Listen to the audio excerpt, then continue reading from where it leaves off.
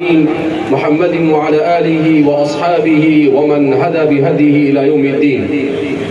قال الله تبارك وتعالى في كتابه المجيد والفرقان الحميد: فأعوذ بالله من الشيطان الرجيم، بسم الله الرحمن الرحيم. وأخرجكم من بطون أمهاتكم لا تعلمون شيئا. وقال النبي صلى الله عليه وسلم: أكثر ما يدخل الناس الجنة هو حسن الخلق، أو كما قال صلی اللہ علیہ وسلم. سب سے پہلے ہم رب کریم کا شکر ادا کرتے ہیں کہ رب ذوالجلال نے مجھے اور آپ کو اور ہم سب کو ایمان اور اسلام جیسی عظیم نعمت سے مالا مال کیا، اور ہمیں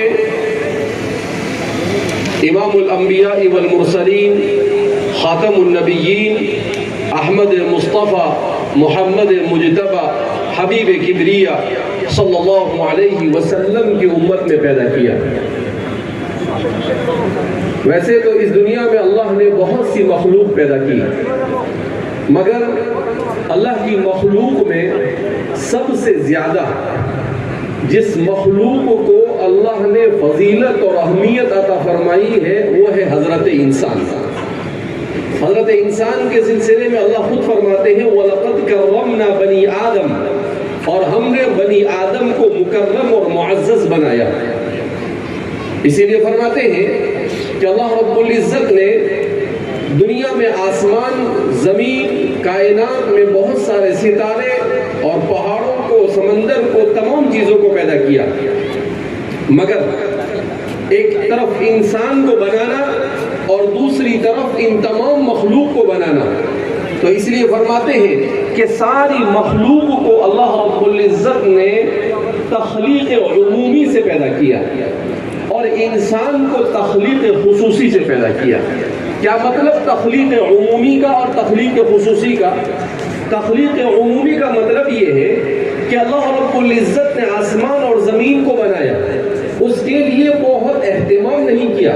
قرآن نے کہہ دیا کہ اللہ رب العزت نے آسمان اور زمین کو 6 دنوں میں بنایا، اور ان 6 دنوں میں آسمان کو کیسے بنایا، زمین کو کیسے بنایا، اس کو بنانے سے پہلے اللہ نے کسی کو انفارمیشن دی، کسی کو معلومات دی یا نہیں، کسی چیز کو ذکر نہیں کیا. تو انسان کو چھوڑ کر جتنی بھی چیزیں ہیں یہ تمام کے تمام یہ جنرل کریشن ہے. اللہ نے جنرل طور پر انہیں پیدا کیا. جیسے ہم ٹرین میں سفر کرتے ہیں تو ایک جنرل ڈبہ ہوتا ہے اور ایک اے سی ہوتا ہے، دونوں میں بڑا فرق ہوتا ہے.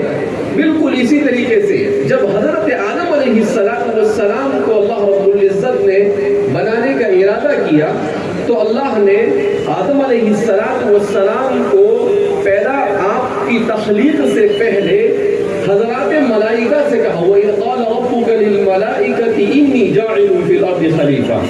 یہ اس کو کہتے ہیں اسپیشل کریشن، کہ اللہ رب العزت نے ایک خاص مقصد کے لیے حضرت انسان کو پیدا کیا، اور اس مقصد کو بیان کرنے کے لیے اس وقت جو سب سے افضل مخلوق ملائکہ تھے، ان ملائکہ کو اللہ نے جمع کر کہا کہ انی جاعل فی الارض خلیفہ، کہ میں زمین میں اپنا خلیفہ بنانے جا رہا ہوں. کیا مطلب؟ میں زمین میں ایک ایسی مخلوق بنانے کا ارادہ کر رہا ہوں جو مخلوق میری نیابت کا کام انجام دے گی، جو مخلوق خالق کی صفات کا پرتو ہوگی. ایسی مخلوق کو میں پیدا کرنے جا رہا ہوں. فرشتوں نے کہا: أَتَجْعَلُ فِيهَا مَن يُفْسِدُ فِيهَا وَيَسْفِكُ الدِّمَاءَ. اے اللہ، آپ ایسی مخلوق بنائیں گے جو خون بہائے گی اور زمین میں فتنہ اور فساد مچاتی پھرے گی. نَحْنُ نُسَبِّحُ بِحَمْدِكَ وَنُقَدِّسُ لَكَ. ہم ہیں آپ کی تصریح اور آپ کی تقدیس بیان کرنے کے لیے. اللہ نے کہا کہ میں تمہیں صرف آگاہ کرنا چاہتا تھا، تم سے کوئی مشورہ نہیں مانگ رہا تھا. تمہیں یہ کیا کہنے کی ضرورت تھی؟ انی اعلم ما لا تعلمون. میں جانتا ہوں تم نہیں جانتے ہو. اس طرح سے ایک ماحول بنایا، اور ماحول بنانے کے بعد حضرت آدم علیہ السلام کو اللہ رب العزت نے پیدا کیا. احادیث مبارکہ میں ہے کہ حضرت جبریل کو زمین پر بھیجا گیا اور مختلف زمین کے خطوں میں جا کر آپ نے مختلف رنگ کی مٹی کیا، اس میں پانی کو ڈالا کیا، اور پھر اس کے بعد اللہ نے اس کو ایک مدت کے لیے چھوڑ دیا۔ قرآن نے ان تمام کے تمام تفصیلات کو مختلف مقامات پر بڑی تفصیل کے ساتھ بیان کیا۔ آج ہمارے لیے سب سے بڑا مسئلہ یہ ہے کہ اسکول میں یہ کہ انسان کیسے بنا، دنیا کیسے بنی، اس پر تفصیل کے ساتھ گفتگو ہوتی ہے، مگر ہمارا مسلمان اسلام اس سلسلے میں کیا کہتا ہے اس تفصیل کو جاننے کی کوشش اور فکر نہیں کرتا ہے، جس کی وجہ سے بڑے ہونے کے بعد وہ کنفیوژن کا شکار ہو جاتا ہے۔ وہ سوچتا ہے کہ ایک مجھے اسکول میں پڑھا اور ادھر مجھے قرآن پڑھا تو دیا گیا، مگر میں نے قرآن کو سمجھا نہیں۔ جب قرآن کو سمجھا نہیں تو اس کے سامنے وہ تفصیل نہیں آئی، تو پھر وہ کنفیوژن کا شکار ہوتا ہے، اس کے ذہن و دماغ میں شکوک و شبہات پیدا ہوتے ہیں۔ اور آج کی دنیا میں چونکہ ہم دیکھ رہے ہیں کہ پوری دنیا میں میڈیا کے ذریعے سے لوگ، ہر مذہب والے اور ہر قسم کے لوگ، خاص طور پر جو بے دین اور ملحد ہیں، وہ اپنی باتوں کو لوگوں تک پہنچانے کی کوشش کر رہے ہیں۔ ایسے میں ہمارا نوجوان یہ ڈر محسوس ہوتا ہے کہ کہیں یہ آہستہ آہستہ ایمان جیسی عظیم نعمت سے دور نہ ہو جائے۔ اس لیے ضرورت اس بات کی ہے کہ ہم اس بات کو سمجھیں کہ ہم کون ہیں، ہم کیا ہیں، ہمیں کس نے بنایا، ہمیں کیوں بنایا، کس مقصد سے ہم اس دنیا میں آئے، اور ہمیں اس دنیا میں رہ کر کیا کرنا ہے، اور ہم کیا کریں گے تو اس دنیا کے بعد آخرت کی زندگی میں ہمارا انجام کیا ہو سکتا ہے۔ یہ بہت بڑے بڑے سوالات ہیں جو ہر انسان کے ذہن میں گردش کرنے چاہیے، اور ہر انسان کو ان سوالات کے جوابات ڈھونڈنے چاہیے۔ فلاسفہ نے اس کے جوابات ڈھونڈے، انہیں ان کے جواب نہیں ملے۔ سائنسدانوں نے اس کے جواب کو ڈھونڈنے کی کوشش کی، انہیں اس کا جواب نہیں مل سکا، مگر اللہ نے اپنی کتاب قرآن کریم میں ہر سوال کا جواب ہمیں دے دیا۔ اللہ نے کہا کہ وَمَا خَلَقْتُ الْجِنَّ وَالْإِنسَ إِلَّا لِيَعْبُدُونَ، انسان کے ذہن میں سوال کہ مجھے کیوں بنایا؟ کہا ہم نے تمہیں اپنی عبادت کے لیے بنایا۔ انسان کے ذہن میں سوال آیا کہ کیا صرف یہی دنیا ہے؟ اَيَحْسَبُ الْإِنسَانُ، کہ کیا انسان یہ سمجھتا ہے اَيُّتْرَكَ سُدًى، کہ اسے ایسے ہی چھوڑ دیا جائے گا اور اس کا کوئی حساب کتاب نہیں ہوگا؟ کہا نہیں۔ قرآن کریم میں اللہ رب العزت فرماتے ہیں کہ جب قیامت کا دن قائم ہوگا وَنُفِخَ فِي الصُّورِ فَإِذَا هُم مِّنَ الْأَجْدَاثِ إِلَىٰ رَبِّهِمْ يَنسِلُونَ، تو ساری انسانیت اپنی قبروں سے اٹھے گی، اور اٹھنے کے بعد اللہ کے دربار میں حاضر ہوگی، اور ہر انسان سے اس کی زندگی کے ایک ایک سیکنڈ کا حساب لیا جائے گا۔ اللہ پوچھے گا کہ کیا کیا تم نے؟ ہم نے تمہیں انسان بنا کر بھیجا، ہم نے تمہیں مسلمان بنایا، ہم نے تمہاری ہدایت کے لیے انبیاء کو بھیجا، ہم نے تمہیں مہذب زندگی گزارنے کے لیے شریعتیں تمہارے اوپر نازل کی، تم نے ان شریعتوں کا کیا کیا؟ تم نے کتنی میری بات مانی اور کتنی اپنے خواہشات پر تم نے عمل کیا؟ تم نے کتنا علم حاصل کیا اور کتنے علم حاصل کرنے کے بعد اس پر عمل کیا، اور کتنا تم نے اللہ کا اور اللہ کی مخلوق کا حق ادا کیا؟ اس لیے انسان بن کر آنا جہاں پر بہت بڑی نعمت ہے، وہیں پر اس اہمیت کو سمجھنا کہ مجھے اپنی زندگی کے ایک ایک لمحے کا جواب دینا ہے، یہ ہمارے نوجوان کو اس بات کو سمجھنا چاہیے۔ کیوں؟ اس لیے کہ اس وقت کا سب سے بڑا فتنہ وہ ہے انسان اپنے وقت کو موبائل پر بیکار چیزوں میں استعمال کر رہا ہے۔ حدیث پاک میں نبی کریم صلی اللہ علیہ وسلم نے ارشاد فرمایا لا تزول قدم عبد حتى يسأل عن اربع، کہ قیامت کے دن ایک ایک انسان انڈیویجل الگ الگ اللہ کے دربار میں حاضر ہوگا، اللہ کے سامنے کھڑا ہونا ہے، اور اللہ پوچھے گا عن عمره فيما افنى، کہ زندگی کہاں گزاری؟ زندگی موبائل میں گزاری، زندگی گانے سن کر گزار دی، زندگی فلموں کو دیکھ کر گزاری، زندگی سیریلیں دیکھ کر گزاری، زندگی سوشل میڈیا پر گزار دی، زندگی تم نے اپنے آپ کو صرف مزین کرنے میں اپنی زندگی کو خرچ کر دیا۔ تمہیں اس لیے دنیا میں بھیجا گیا تھا کہ تم چوراہوں پر موبائل لے کر بیٹھے رہو، تمہیں اس لیے دنیا میں بھیجا تھا کہ تم موبائل کے اندر میں گیم کھیلتے رہو، تمہیں اس لیے اس دنیا کے اندر بھیجا تھا کہ تم بد اخلاقی اور بدکرداری کا شکار ہو جاؤ، تمہیں اس لیے اس دنیا میں بھیجا گیا تھا کہ تم لوگوں کو تکلیف پہنچاتے پھرو۔ یہ سارے سوالات اللہ پوچھے گا، عن عمرہ فیما افنا، زندگی کہاں گزاری؟ کیا جواب دیں گے اللہ کے سامنے؟ ہمارے پاس کوئی جواب نہیں ہوگا۔ خاص طور پر قرآن میں اللہ کے رسول خود فرماتے ہیں وَعَنْ شَبَابِهِ فِيمَا أَبْلَىٰ، ابھی تو ایک سوال کا جواب بندہ نہیں دے سکا ہوگا، فوراً اللہ کی طرف سے دوسرا سوال ہوگا وَعَنْ شَبَابِهِ فِيمَا أَبْلَىٰ، اپنی جوانی کو کہاں خرچ کیا؟ کہا جوانی دندنانے کے لیے ہم نے تمہیں دی تھی، جوانی اس لیے دی تھی کہ تم ٹیپ ٹاپ کے ساتھ گھومتے رہو، اذان ہو اور تمہارے سر پر جو نہ رہیں گے، جوانی اس لیے ہم نے تمہیں دی تھی فجر کی اذان ہو اور تم بستر پر سوتے پڑے رہو، جوانی اس لیے ہم نے تمہیں دی تھی کہ ظہر کی اذان دیتا رہے اور تم اپنی دکان کو چھوڑنے کے لیے، تم اپنے آفس کو چھوڑنے کے لیے تیار نہ ہو، عصر کی اذان ہوتے رہے اور تم میدان میں کرکٹ کھیلتے رہو، مغرب کی اذان ہوتے رہے اور تم گپ شپ میں مبتلا رہو، عشاء کی اذان ہوتی رہے اور تم لوگوں کی غیبتوں میں مبتلا رہو۔ اللہ پوچھیں گے وَعَنْ عُمْرِهِ فِيمَا أَبْلَىٰ، کہاں گزاری زندگی؟ نوجوانی اس لیے نہیں تمہیں طاقت دی، تمہیں قوت دی، تم اپنے بلبوتے پر سب کچھ کر سکتے ہو، یہ سب کیوں دیا تھا ہم نے؟ تم ایسا سمجھتے ہو کہ اس کا کوئی حساب نہیں لینے والا ہے؟ اللہ فرماتے ہیں ایک ایک سیکنڈ کا حساب دینا پڑے گا۔ وَعَنْ شَبَابِهِ فِيمَا أَبْلَىٰ، کہاں گزاری جوانی؟ اس لیے میرے نوجوانوں کان کھول کر سنو، اتنی آسان نہیں ہے موت کے بعد کی زندگی۔ موت کے بعد کی زندگی، اگر اس زندگی کو لاؤبالی پن کے ساتھ گزارا، اس زندگی میں اگر اپنے آپ کو انسان نہیں بنایا، اپنے اخلاق اور کردار کو نہیں سدھارا، اپنے آپ کو علم سے آراستہ نہیں کیا، اپنے والدین کے حقوق کو ادا نہیں کیا، اپنے پڑوسیوں کے حقوق کو ادا نہیں کیا اور اپنے بھائی بہنوں کے حقوق کو ادا نہیں کیا، مسلمانوں کے حقوق کو ادا نہیں کیا، اللہ کی مخلوق کے حقوق کو ادا نہیں کیا، اللہ کے حقوق کو ادا نہیں کیا، کل قیامت کے دن اللہ کے سامنے ہم منہ بتانے کے قابل نہیں ہیں۔ حدیث پاک میں ہے کہ انسانوں سے کہا جائے گا، سور انسان آدم علیہ السلام سے لے کر آخر میں پیدا ہونے والا انسان سب کھڑے ہوں گے اور سب کھڑے ہوں گے اور کہا جائے گا کہ جس نے دنیا میں ہمارے لیے نماز پڑھی وہ سجدے میں چلے جائے۔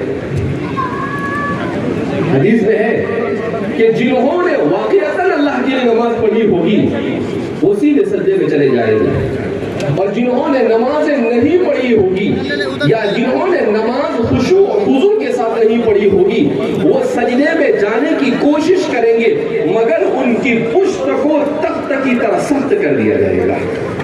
وہ ہزار کوشش کریں گے کہ کسی طرح سے سجدے میں چلے جائے مگر ذرہ برابر بھی ان کے اندر طاقت نہیں ہوگی کہ وہ سجدہ کر سکے، اور جب وہ سجدہ نہیں کر سکیں گے تو پھر اللہ رب العزت کی طرف سے اعلان ہوگا جنہوں نے دنیا میں ہمارے سامنے سجدہ نہیں کیا انہیں اٹھا کر جہنم میں ڈھکیل دیا جائے۔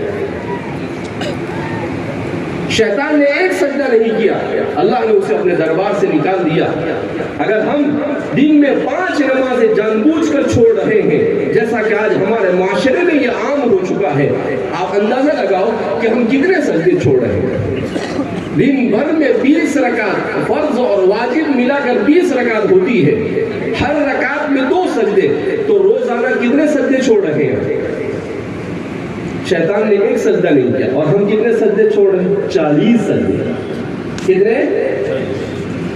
آپ نے فجر کی نماز نہیں پڑھی اس کا مطلب آپ نے 4 سجدے نہیں کیے، ظہر نہیں پڑھی 8 سجدے نہیں کیے، آپ نے عصر نہیں پڑھی اور 8 سجدے نہیں کیے، آپ نے مغرب نہیں پڑھی 6 سجدے نہیں کیے، آپ نے عشاء نہیں پڑھی 8 سجدے نہیں کیے، آپ نے وتر نہیں پڑھی 6 سجدے نہیں کیے۔ جو ایک سجدہ نہ کرنے پر اللہ اسے کہے کہ اس میرے دربار سے نکل جا، انک رجیم، تو مردود ہے، جو روزانہ 40 سجدے چھوڑے گا کل قیامت کے دن اس کا حشر کیا ہوگا؟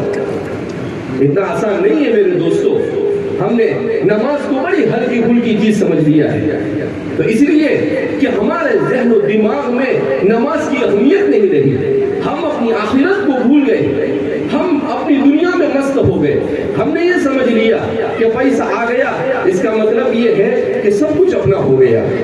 ہم نے یہ سمجھ لیا کہ میں تاجر بن گیا تو میں نے دنیا بھی خرید لی اور آخرت بھی خرید لی. میرے بھائیو، دوستو، بزرگوں، فرعون کے پاس بھی پیسہ تھا، قارون کے پاس بھی پیسہ تھا، ابو لہب کے پاس بھی پیسہ تھا، ابو جہل کے پاس بھی پیسہ تھا، ابی بن خلف کے پاس بھی پیسہ تھا. کیسے کیسے سور میں گزرے ہیں، مگر ان کا ایک روپیہ بھی انہیں اللہ کے عذاب سے نہیں بچا سکا. اللہ کے عذاب سے کیا بچائے گا؟ اللہ کے عذاب سے تمہیں اپنا صحیح عقیدہ بچائے گا. اللہ کے عذاب سے تمہیں اپنے صحیح اعمال صالحہ بچائیں گے. تم نے نماز پڑھی ہوگی، روزہ رکھا ہوگا. اللہ کے عذاب سے تمہیں اپنے اخلاق حسنہ بچائیں گا. اسی لیے میں نے حدیث پڑھی، آج ہمارا پورا معاشرہ اخلاقی دیوالے پن کا شکار ہے. اخلاق کہاں ہے ہمارے پاس؟ ان الامم بالاخلاق اذا ذهبت اخلاقهم ذهبوا. اللہ دنیا میں جس امت کو بھی عروج عطا فرماتا ہے پولیٹیکل اعتبار سے اور سیاسی اعتبار سے، وہ اس کے اخلاق کے بلبوتے پر عطا فرماتے ہیں. جس امت سے اخلاق رخصت ہو جاتے ہیں، اللہ اس امت کو سیاسی میدان میں کمزور کر دیتے ہیں، وہ عروج سے زوال کا شکار ہو جاتی ہے. آج ہم اسی لیے زوال کا شکار ہیں کہ آج ہمارا حال یہ ہے کہ ہم صبح اٹھنے سے لے کر رات سونے تک اللہ کی مخلوق کو سوائے تکلیف پہنچانے کے اور کچھ نہیں کرتے. ہم مسلمان ہیں اور اسلام کیا کہتا ہے کہ راستہ چلتے ہوئے تکلیف دہ چیز کو دور کرو. ہم کہیں بھی اٹھتے ہیں اور اپنی گاڑی کو پارک کر دیتے ہیں. آپ نے ایسی جگہ پر گاڑی کو پارک کیا جہاں پر لوگوں کو تکلیف ہو رہی ہے. جتنے لوگوں کو تکلیف ہوگی آپ کے نام اعمال میں گناہ لکھا جائے گا. ہم اس کو گناہ نہیں سمجھتے.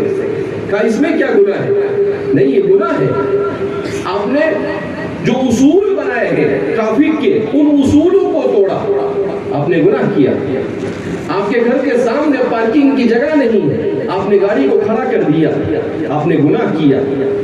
جو بھی ایسا کام آپ نے کیا جس سے اللہ کی مخلوق کو آپ نے نقصان پہنچایا، آپ کے نام اعمال میں کرام کاتبین نے فوراً لکھ دیا کہ بھئی یہ بندہ گناہ کا مرتکب ہوا ہے.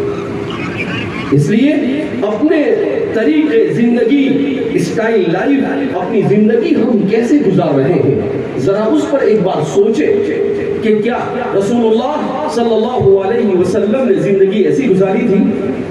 فرصت کہاں ہے ہمارے پاس اللہ کے رسول کی سیرت کو پڑھنے؟ فرصت نہیں. ہم کو گیم کھیلنے سے فرصت نہیں، ہمیں ایک دوسرے کی چغلی کرنے سے فرصت نہیں، ہمیں ایک دوسرے کی ٹانگ کھینچنے سے فرصت نہیں ہے، ہمیں ایک دوسرے کو ستانے سے فرصت نہیں ہے. ہمیں کہاں سیرت کے پڑھنے کی توفیق ہوگی؟ کل میں پڑھ رہا تھا ایک مضمون، اس میں لکھا کہ ایک انگریز مسلمان ہوا تو اس سے کسی نے پوچھا کہ آپ کو کس چیز نے، اسلام کی کس چیز نے آپ کو اپنی طرف کھینچا اور کیوں آپ مسلمان ہوئے؟ اس انگریز نے، میں اور آپ مسلمان گھرانے میں پیدا ہوئے مگر ہمیں کبھی اسلام میں کوئی اچھی چیز نظر نہیں آئی. اس انگریز نے کتنا پیارا جواب دیا. اس انگریز نے کیا کہا؟ اس انگریز نے کہا کہ جو شخص قرآن کریم کو براہ راست پڑھ لے گا اور جو شخص محمد رسول اللہ صلی اللہ علیہ وسلم کی سیرت کو پڑھ لے گا اور پھر اس کے بعد وہ مسلمان نہیں ہوگا، یہ ہو ہی نہیں سکتا ہے. کہا جو قرآن کو پڑھ لے جس میں اس کے سارے مسائل کا حل موجود ہے، جس میں اس کے سارے سوالات کے جوابات موجود ہیں، جس میں حضرت علی فرماتے ہیں نبأ من کان قبلکم، کہ جس میں تم سے پہلے آدم علیہ السلام سے پہلے کیا تھا، کیا ہوا، وہ سب موجود ہے اور قیامت تک جو کچھ ہونے والا سب وہاں پر بیان کیا گیا ہے.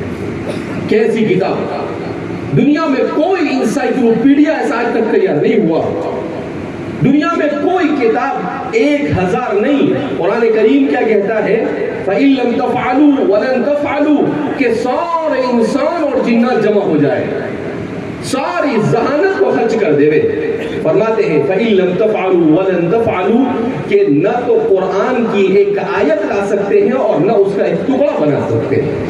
ایسی کتاب اللہ نے عطا فرمائی. مگر گھر کی مرغی دال برابر. ہم نے اس کو کوئی اہمیت نہیں. ہم نے کبھی نہیں سوچا کہ جس قرآن کو میں بچپن سے پڑھتا آ رہا ہوں, میں نماز پڑھ رہا ہوں, ذرا جا کر کسی مولانا سے معلوم کروں کہ یہ سورہ فاتحہ میں میرا خالق مجھے اور کیا کہنا چاہتا ہے. ہم نے کبھی سوچا کہ ہم قل هو اللہ احد پڑھتے ہیں, اس کا مطلب کیا ہے؟ نہیں, ہمارے پاس وقت نہیں. حضرت علی فرماتے ہیں کہ نبی کریم صلی اللہ علیہ وسلم نے ارشاد فرمایا میری امت پر ہلاکت خیز فتنے آئیں گے, اور صحابہ نے فوراً سوال کیا مل مخرج منہا یا رسول اللہ, اللہ کے رسول صلی اللہ علیہ وسلم ان فتنوں سے ہم کیسے نکلیں گے؟ حضور نے کہا کتاب اللہ, جو اللہ کی کتاب کو مضبوطی سے تھام لے گا دنیا کا کوئی فتنہ اسے ٹس سے مس نہیں کر سکے گا. تو میرے بھائی اور دوستوں اور بزرگوں, ایک مرتبہ اپنی زندگی پر غور کریں. ایک مجمع میں جمع ہو جانا یہ کافی نہیں ہے, نعرے لگا دینا یہ کامیابی نہیں ہے, جوش اور جذبے میں آ جانا یہ کامیابی نہیں ہے. کامیابی یہ ہے کہ ہم اللہ کی کتاب کو پڑھ کر اس کی ایک ایک آیت پر عمل کرنے کا عہد کر یہاں سے اٹھیں. کامیابی یہ ہے. قرآن کریم کہتا ہے فمن زحزح عن النار وادخل الجنۃ فقد فاز.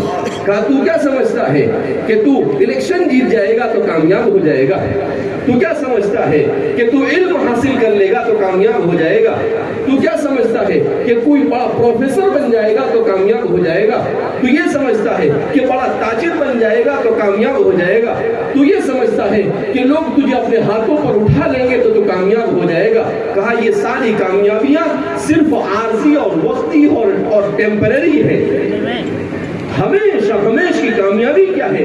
فمن زحزح عن النار, جو جہنم سے دور کر دیا گیا قیامت کی, وادخل الجنہ, اور جنت میں داخل کر دیا گیا. قرآن کہتا ہے فقد فاز, تحقیق کہ وہ کامیاب ہے. یہ ہے کامیابی. اسی لیے قرآن کہتا ہے وَأَمَّا مَنْ أُوتِيَ كِتَابَهُ بِيَمِينِهِ فَيَقُولُ هَاؤُمُ اقْرَءُوا كِتَابِيَهْ. دنیا میں انسان امتحان دیتا ہے, 10ویں کا 12ویں کا, اور امتحان دینے کے بعد اپنے رزلٹ کا انتظار کرتا ہے کہ میرا رزلٹ آئے گا. اور جب اچھا رزلٹ آتا ہے کہ بھائی 90% 95% آئے, تو وہ اپنا رزلٹ لے کر اپنے ابا کو بتاتا ہے, اپنی امی کو بتاتا ہے, اپنے رشتہ داروں کو بتاتا ہے, اپنے دوستوں کو بتاتا ہے. کہا بالکل یہی صورتحال قیامت کے دن ہوگی. وَأَمَّا مَنْ أُوتِيَ كِتَابَهُ بِيَمِينِهِ, جس کو اس کا نام اعمال سیدھے ہاتھ میں دے دیا جائے گا, وہ کیا کرے گا؟ فَيَقُولُ هَاؤُمُ اقْرَءُوا كِتَابِيَهْ, وہ اسے ہوا میں لہرائے گا اور کہے گا کہ دیکھو یہ ہے میرا نام اعمال. اللہ کی قسم میں کامیاب ہو گیا. کیا کہے گا؟ میں کامیاب ہو گیا, اللہ کے عذاب سے بچ گیا, جہنم سے دور کر دیا گیا, اور جنت کا پروانہ مجھے دے دیا گیا. قرآن کہتا ہے وَأَمَّا مَنْ أُوتِيَ كِتَابَهُ بِيَمِينِهِ فَيَقُولُ هَاؤُمُ اقْرَءُوا كِتَابِيَهْ. آگے قرآن بیان کرتا ہے وَأَمَّا مَنْ أُوتِيَ كِتَابَهُ بِشِمَالِهِ فَيَقُولُ يَا لَيْتَنِي لَمْ أُوتَ كِتَابِيَهْ. جس نے زندگی میں نماز نہیں پڑھی ہوگی, جس نے اپنے اخلاق کی اصلاح نہیں کی ہوگی, جس نے اپنے بچوں کی تربیت نہیں کی ہوگی, جس نے زندگی پر لوگوں کو ستا کر پوری زندگی گزاری ہوگی, اس کا کیا حشر ہوگا؟ وَأَمَّا مَنْ أُوتِيَ كِتَابَهُ بِشِمَالِهِ, جس کو اس کی کتاب اس کے بائیں ہاتھ میں دی جائے گی, وہ کہے گا, کیا کہے گا؟ یا لیتنی لم اوت کتابیہ, ہائے کاش کہ میرا نام اعمال مجھے دیا ہی نہ جاتا. صرف اتنے پر بس نہیں کیا قرآن کریم نے, قرآن آگے کہتا ہے وَأَمَّا مَنْ أُوتِيَ كِتَابَهُ بِشِمَالِهِ فَيَقُولُ يَا لَيْتَنِي لَمْ أُوتَ كِتَابِيَهْ وَلَمْ أَدْرِ مَا حِسَابِيَهْ, اور ہائے کاش کہ یہ حساب کا دن ہوتا ہی نہیں. یا لیتہا کانت القاضیہ, ہائے افسوس کتنا برا فیصلہ ہوا ہے میرے حق میں. ابھی تو سوچ ہی رہا ہوگا, پشیمانی میں مبتلا ہوگا کہ کیوں میں نے اپنی زندگی کو ایسے ہی گزار دیا. اللہ کی طرف سے اعلان ہوگا خذوہ فغلوہ ثم الجحیم صلوہ, فرشتوں کو کہا جائے گا اسے پکڑ لو, زنجیروں میں جکڑ دو اور جہنم میں پھینک دو اسے. پھر وہ کہے گا, اللہ سے کہے گا لو ان لنا کرۃ فنکون من المحسنین, اے اللہ ایک بار پھر دنیا میں بھیج دے, ایک دم سبزہ بن کے آؤں گا, ایک نماز نہیں چھوڑوں گا, کوئی گناہ نہیں کروں گا. اللہ کہیں گے چپ گئی چڑیا کھیت, اب کوئی چانس نہیں. پیدا ہوا وہاں سے لے کر موت تک چانس ہی چانس تھا. آج اب کوئی چانس نہیں ملے گا. کہاں جائے گا تو؟ ہم نے سورج کو ختم کر دیا, ہم نے چاند کو ختم کر دیا, ہم نے زمین کو ختم کر دیا, ہم نے پہاڑوں کو ختم کر دیا, ہم نے سمندروں کو ختم کر دیا. کوئی جگہ ہی نہیں تیرے رہنے کے لیے. کہاں جائے گا؟ اب تو دو ہی ٹھکانے ہیں, یا تو جنت ہوگی یا جہنم ہوگی. اس کے علاوہ اور کوئی ٹھکانہ نہیں. میرے بھائیو, دوستو, بزرگوں, یہ ہے اللہ کی کتاب جو ہمیں یہ پیغامات دے رہی ہے. ہمیں 21ویں صدی میں آنے کے بعد اپنے آپ کو خوش قسمت سمجھنا چاہیے کہ اللہ نے کتنی ساری سہولتیں ہمیں عطا فرمائی. ان ساری سہولتوں کے بعد تو ہمیں اللہ کا شکر گزار بندہ بن کر ایسی زندگی گزارنی چاہیے تھی کہ صحابہ اور ان کے پہلے جو لوگ ہم سے پہلے گزرے وہ بھی ہم پر رشک کرتے. مگر افسوس ہے کہ ہم نے نعمتوں کے ملنے کے بعد اپنے آپ کو گناہوں کے سمندر میں ڈبو دیا.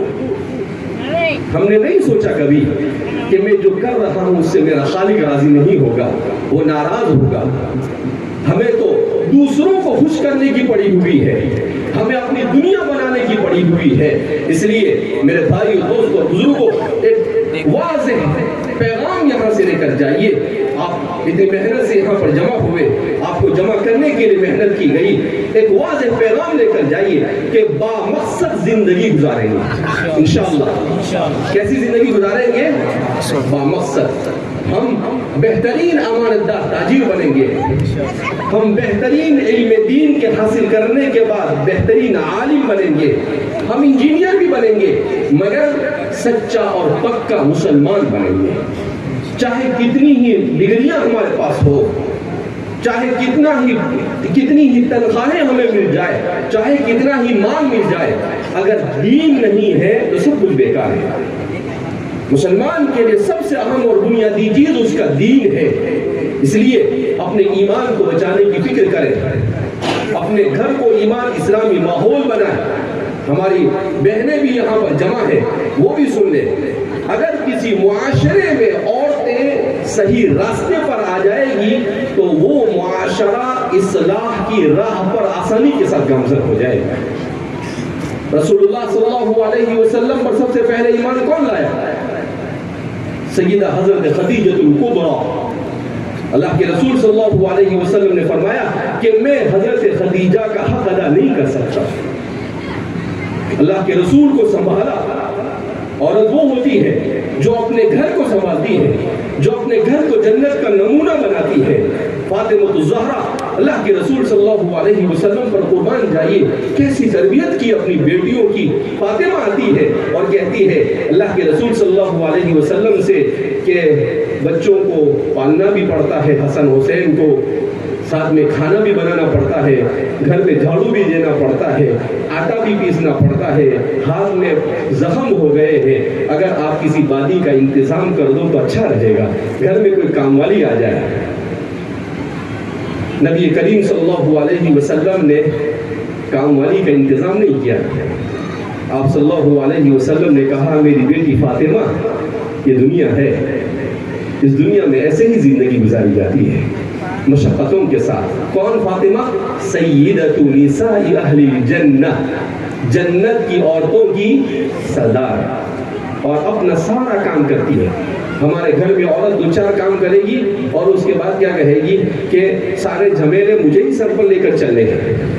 سارے کام کرتی تھی.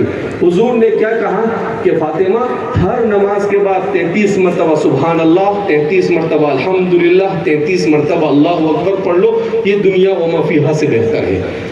آئی نوکرانی لینے کے لیے اور حضور نے ذکر اور ورد لے کر بھیج دیا. کیوں؟ اس لیے کہ آپ اسی پیغام کو لے کر اس دنیا میں آئے تھے. لا تزال لسانک رطبا عن ذکر اللہ, کہ ہمیشہ اپنی زبان اللہ کے ذکر سے معمور رہے. آج ہماری زبانیں گالیوں سے بھری ہوئی ہے, آج ہماری زبانیں غیبتوں سے, چغلیوں سے بھری ہوئی ہے, آج ہماری زبانیں لوگوں کو تکلیف پہنچاتی ہے. ہم نہیں سوچتے ہیں بولنے سے پہلے کہ میرا یہ بولنا کس کے دل کو چھلنی کر دے گا. جو سمجھ میں آیا پک دیا. قرآن کریم میں اللہ فرماتے ہیں ما يلفظ من قول الا لديه رقیب عتید. کہ کیا سمجھتے ہو تم تم ایسے ہی بولے چلے جاؤ گے. ما یلفظ من قول الا لدیہ رقیب عتید. جو کلمہ بھی اپنی زبان سے نکالتے ہو ایک ہے فرشتہ جو تمہارے ایک ایک کلمے کو ریکارڈ کر رہا ہے, اور وہ سارا ریکارڈ قیامت کے دن لا کر کھڑا کر دے. کہے گا یہ فلاں فلاں فلاں کو فلاں ٹائم پر گالیاں دی تھی, فلاں کی غیبت کی تھی, فلاں کو تکلیف پہنچائی تھی. اس لیے میرے بھائیو, دوستو, بزرگوں, بڑی ذمہ دارانہ اپنی زندگی گزارنے کی ضرورت ہے. اپنے آپ کو علم دین سے آراستہ کیجئے, اپنے آپ کو اچھے اخلاق سے آراستہ کیجئے, اپنے آپ کو قرآن سے آراستہ کیجئے. ہماری مسجدوں میں قرآن کی دروس ہونے چاہیے, ہمارے گھروں میں کتاب کی تعلیم ہونی چاہیے. ہمارے یہاں پر لوگوں کی ادھر تیری میری کرنے کی بجائے صحابہ کی سیرتوں کا مطالعہ ہونا چاہیے, رسول اللہ کی سیرت کا مطالعہ ہونا چاہیے. بہرحال اللہ رب العزت ہم سب کے یہاں پر جمع ہونے کو قبول فرمائے. اللہ رب العزت ہم سب کو اپنی آخرت کی تیاری کرنے کی توفیق مرحمت فرمائے, اور اللہ ہم سب سے راضی ہو جائے, ایسے اعمال کی توفیق مرحمت فرمائے. میں اخیر میں شکر گزار ہوں مفتی محسن اور ان کے رفقا کا, اور ہمارے مہمان منور زماں صاحب کا, کہ وہ ہماری دعوت پر یہاں پر تشریف لائے اور آپ حضرات نے یہ ہمارا استقبال کیا. بہرحال ہمیں خوشی اس وقت ہوگی جب آپ کو جو پیغام دیا جا رہا ہے اس پیغام کو آپ اپنے دل کے کان سے سن کر جائیں اور اس پر عمل کریں. یہ ہمارے اس پروگرام کی کامیابی ہے. صرف بھیڑ یہ کامیابی نہیں ہے کہ 5,000 10,000 لوگ جمع ہو گئے, نہیں, کامیابی یہ ہے کہ کتنے لوگ اس پر عمل کرتے ہیں. اس لیے آپ حضرات اس نیت اور ارادے کے ساتھ یہاں سے جائیں کہ انشاءاللہ ہم اپنے آپ ہماری مسجدوں کو آباد کریں گے بھائی. ہماری عورتیں اپنے گھروں میں 5 وقت کی نماز اہتمام کے ساتھ پڑھیں گے بھائی. ہم اپنی عورتوں کو نماز پڑھائیں. شوہر سے پوچھا جائے گا کہ تو نے اپنی بیوی کو دین سکھایا ہے نہیں. حقوق کے بارے میں بیان کیا گیا ہے کہ شوہر پر جو حقوق ہے بیوی کے, اس میں ایک حق یہ ہے کہ اگر وہ دین نہیں جانتی ہے تو شوہر پر فرض ہے کہ وہ اپنی بیوی کو دین سکھائے. یہ فرض نہیں معلوم ہم کو. ہمیں فرض معلوم ہے کون سا, کہ سسرال میں سے فریز لینے کا ہے. ہمیں فرض معلوم یہ ہے کہ گاؤں پر گئے اور اگر سسرال میں اچھا کھانا نہیں بنایا تو تیرے امی اور ابا نے اچھا کھانا بھی نہیں کھلایا مجھے. یہ حقوق نہیں ہے. جو حقوق نہیں ہے اس کو واجب سمجھا, اور جو حقوق ہے اسے ہم نے فراموش کر دیا, اس لیے کہ اپنے اوپر آ رہی ہے. اپنے اوپر آئی تو اس کو بھول گئے, اور دوسرے سے وصول کرنا. اسی لیے شیخ الاسلام حضرت مولانا تقی صاحب فرماتے ہیں کہ اس معاشرے کا, ہمارے معاشرے کا سب سے بڑا مسئلہ یہ ہے کہ ہر شخص دوسرے سے اپنا پورا حق وصول کرنا چاہتا ہے, اور اس پر جو دوسرے کے حق ہے اس کو بالکل ادا کرنا نہیں چاہتا ہے. کہا یہ معاشرہ اسی وقت سدھرے گا جب اپنے اوپر جتنے حقوق ہیں ان سب کو جان کر ادا کرے, اور اپنے حقوق جو دوسرے پر ہے اگر دے دیا تو ٹھیک ہے, ورنہ اسے معاف کر دے. اگر ایسا معاشرہ بن جائے تو جنت کا نمونہ دنیا میں ہو جائے گا. اللہ رب العزت ہم سب کو اسی طرح سے زندگی گزارنے کی توفیق مرحمت فرمائے, اسلام کی تعلیمات کو صحیح معنی میں سمجھنے کی توفیق مرحمت فرمائے, اور اللہ ہم سے راضی ہو جائے, ایسے اعمال کی توفیق مرحمت فرمائے. وآخر دعوانا الحمد للہ رب العالمین.